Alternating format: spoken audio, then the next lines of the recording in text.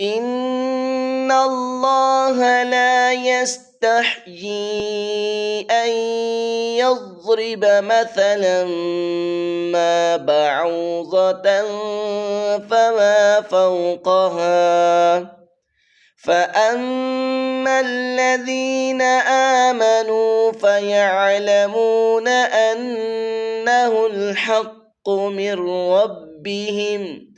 وأما الذين كفروا فيقولون ماذا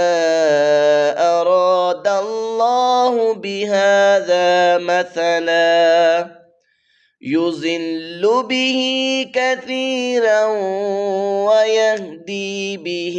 كثيرا وما يضل به إلا الفاسقين.